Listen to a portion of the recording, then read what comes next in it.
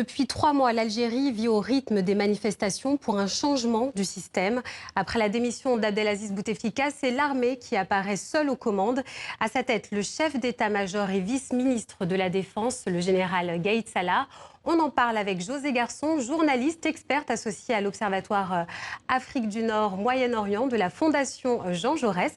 Bonsoir. Bonsoir. Alors, vous avez été correspondante de nombreuses années en Algérie. Qu'est-ce qui vous frappe le plus dans le mouvement actuel qui se déroule ? Alors, ce qui me frappe, et ce qui frappe tout le monde d'ailleurs, c'est qu'on avait l'impression que rien ne se passait en Algérie, que la société était totalement endormie,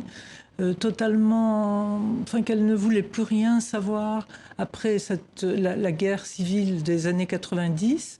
Et on a vu surgir ce mouvement, et surtout on a vu surgir un mouvement avec une maturité tout à fait incroyable, capable de s'auto-organiser, capable, très pacifique, avec des slogans extrêmement politiques.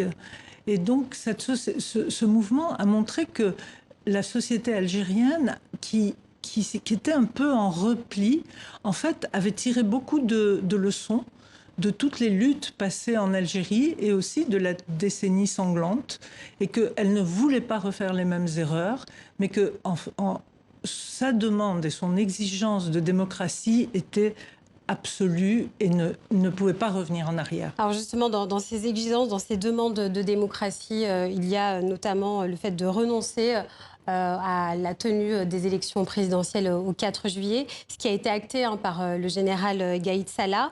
Mais pourquoi insiste-t-il aujourd'hui pour que l'élection se tienne dans un délai bref ? Mais le problème est, il y a deux positions extrêmement claires.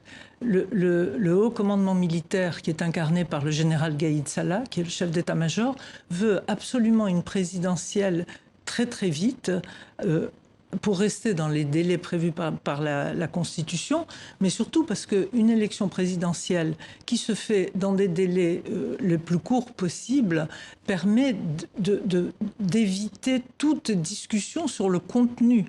Alors et permet surtout que le régime ait un candidat qu'il aura préempté avant. L'opposition, de son côté, ne veut pas entendre parler de cette élection. Les listes électorales ne sont pas faites. D'ailleurs, il n'y a même pas de candidat. Pour l'instant, il y a 2 candidats que personne ne connaît. Et pour l'opposition, il faut absolument une transition démocratique. Pourquoi le pouvoir algérien s'obstine à faire cette élection présidentielle dans des délais très courts? C'est simplement parce que toute transition démocratique signifie la fin de sa domination, puisque ça va être des discussions, il va falloir créer une instance indépendante pour assumer la transition. Et donc, il s'arc-boute sur la présidentielle le plus vite possible. Et le général Gaïd Salah, auquel vous faites allusion, a fait une intervention hier dans laquelle il annonce de fait le report de la présidentielle, mais pas l'abandon de la présidentielle. Et donc du coup, le général Gaïd Salah est omniprésent. Depuis l'arrestation de l'ex-chef des renseignements, le général Toufik, il est le seul maître à bord ? Alors, le général Toufik, qui était le chef des services de renseignement pendant plus de 25 ans et qui était vraiment un des hommes forts de l'Algérie, pour ne pas dire l'homme le plus fort, a été démis en 2015. Donc ça fait déjà 4 ans qu'il n'est plus en principe dans le circuit, on va dire. Le général Gaïd Salah a pris effectivement énormément de place auprès de la présidence et auprès du président Bouteflika, du temps où celui-ci était président de la République. Pourquoi il a pris autant de place? Parce qu'il a été le soutien le plus radical, le plus absolu du président Bouteflika. Et il avait même dit, il a une déclaration très célèbre dans laquelle il dit qu'il serait qu'il serait auprès du Moudjahid Bouteflika jusqu'à la mort. Il n'a pas vraiment tenu parole puisque c'est lui qui a fait tomber Bouteflika. Depuis la chute de Bouteflika, effectivement, il est omniprésent, c'est-à-dire qu'au point qu'on se demande si il est chef d'état-major ou président de la République. C'est toujours lui qui parle. Mais il ne faut pas non plus se tromper, il parle au nom de l'état-major. Il ne parle pas tout seul Alors, il parle au nom de l'état-major.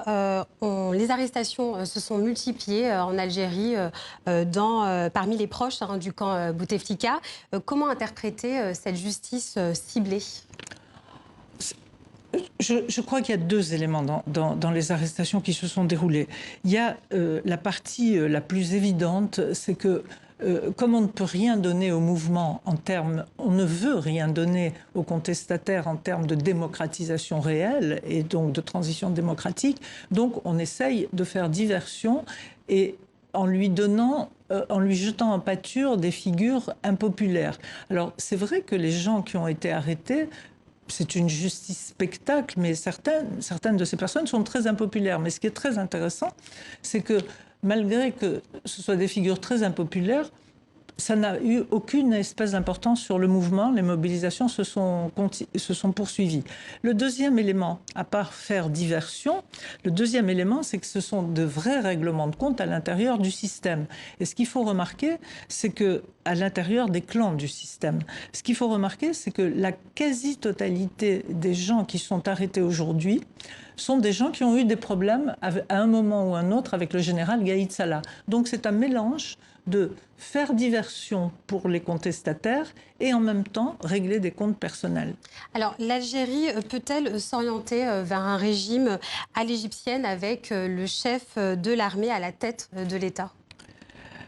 C'est vrai que c'est la question qui se pose quand on voit l'omniprésence de Gaïd Salah et donc des militaires, enfin de l'armée en tout cas. C'est vrai qu'il y a une tentation autoritaire qui peut faire penser à un régime à l'égyptienne. D'ailleurs, les manifestants s'y sont pas trompés parce que dans les dernières manifestations, enfin celles d'il y a 15 jours, la plupart des slogans étaient on veut pas de maréchal Sissi ici, on n'est pas l'Égypte, etc. Mais je crois que l'armée algérienne n'est pas l'armée égyptienne. Elle n'a pas du tout envie de prendre les rênes du pouvoir, de les prendre ouvertement. Elle veut tirer les ficelles, elle veut décider, mais elle ne veut pas apparaître. Merci beaucoup, José Garçon. Je rappelle que vous êtes experte associée à l'Observatoire Afrique du Nord, Moyen-Orient de la Fondation Jean Jaurès.